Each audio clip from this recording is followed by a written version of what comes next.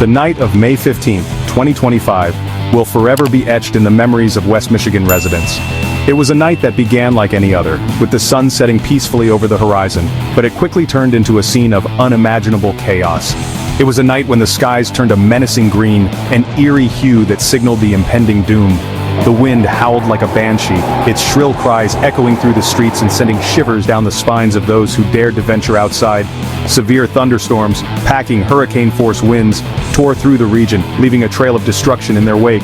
The sheer power of the storm was unlike anything the residents had ever experienced. Trees were ripped from the ground, their roots exposed like skeletal fingers clutching at the air. The once sturdy giants of the forest were no match for the storm's fury. Power lines snapped like thread, plunging homes and businesses into darkness. The loss of electricity added to the sense of isolation and fear that gripped the community. The storms hit with the force of a freight train, catching many off guard despite the warnings. The sudden onslaught left little time for preparation or escape. The peaceful rhythm of life in West Michigan was shattered by the roar of the wind and the crash of falling trees. The tranquility of the evening was replaced by a cacophony of destruction. The air was thick with the smell of rain, ozone, and fear. Each lightning strike illuminated the devastation, casting eerie shadows that danced in the storm's fury. For those who lived through it, the night of May 15th was a stark reminder of the raw power of nature. It was a night that tested the resilience and spirit of the community. It was a night of chaos, destruction, and fear. The storm left a lasting impact on the landscape and the hearts of those who witnessed it. But amidst the devastation, the spirit of West Michigan shone through. Neighbors helped neighbors. First responders worked tirelessly, risking their own safety to aid others. And as the sun rose on a landscape scarred but not broken, the people of West Michigan began the long process of recovery. The community came together, united by their shared experience and determination to rebuild.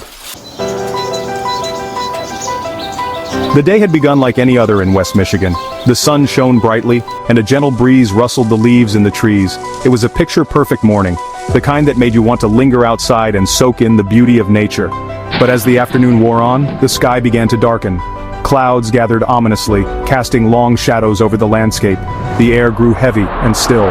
The once gentle breeze had vanished, replaced by an eerie calm that seemed to hold its breath. A sense of foreboding settled over the region. It was as if the entire area was bracing itself for an impending disaster. The National Weather Service issued a dire warning. A line of severe thunderstorms capable of producing tornadoes and hurricane-force winds was bearing down on West Michigan.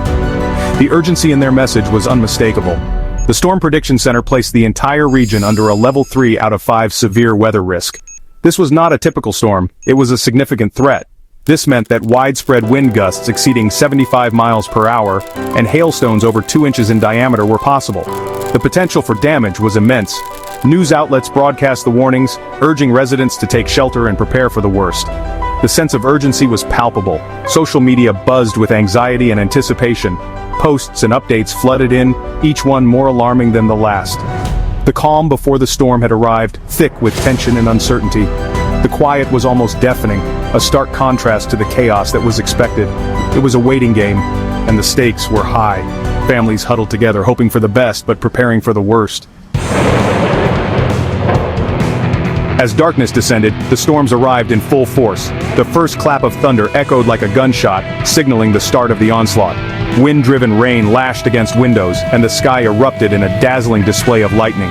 The most severe weather hit between 8 p.m. and 12 a.m., unleashing its fury on cities and towns across West Michigan. Grand Rapids, Kalamazoo, Muskegon, Holland, no corner of the region was spared. Wind gusts reached 80 miles per hour, tearing roofs from buildings and sending debris flying through the air. The roar of the wind was deafening, described by many as sounding like a freight train barreling through their neighborhoods. The air pressure dropped, creating an eerie sensation. Some residents reported feeling their ears pop. The storm raged for hours, an unrelenting assault on the senses. Section 4, caught on camera. Moments of terror and awe. The storm's fury was captured in vivid detail by security cameras, cell phones, and doorbell cameras across the region. The footage, shared widely on social media, provided a chilling glimpse into the raw power of the storm. One video showed a massive tree in Kentwood, uprooted by a powerful gust of wind, narrowly missing a house as it crashed to the ground.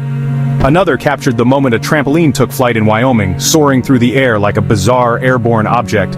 News stations aired compilations of the most dramatic footage, showcasing the storm's devastating impact. Interviews with residents, their voices still shaky from the experience, brought the entire story to life. Section 5. Picking up the pieces, the long road to recovery. As the sun rose on May 16th, the true extent of the damage became clear. West Michigan was a landscape of downed trees, power lines, and debris. Over 100,000 residents were without power, some facing the prospect of days without electricity. The recovery effort began immediately. Utility crews worked around the clock to clear debris, repair power lines, and restore electricity. First responders went door to door, checking on residents and providing assistance. The National Guard was activated to help with the cleanup. The task ahead was daunting, but the spirit of West Michigan was unbroken. Neighbors helped neighbors clear debris, sharing generators and offering words of encouragement. Volunteers flocked to help distribute food and water to those in need. Section 6. The spirit of West Michigan, unity in the face of adversity. Amidst the destruction, a powerful sense of community emerged.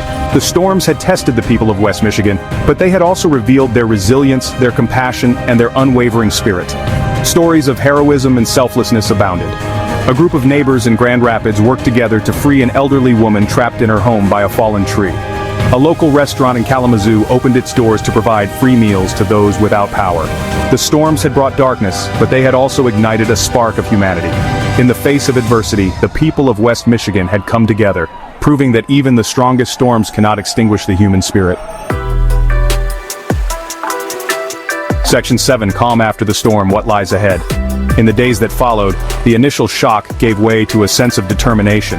The community came together, united by a common goal to rebuild and recover. The cleanup continued, and life slowly began to return to normal. Schools and businesses reopened, bringing a sense of routine and stability back to daily life. Power was restored to most homes and businesses, a crucial step in the recovery process. The hum of electricity brought a sense of comfort and normalcy. The National Weather Service predicted calm weather for the coming week, giving residents a much-needed respite. The clear skies were a welcome sight after days of turmoil, but the memory of the May 15th storms lingered, a stark reminder of the power of nature and the importance of preparedness. The scars on the landscape were a testament to the storm's fury.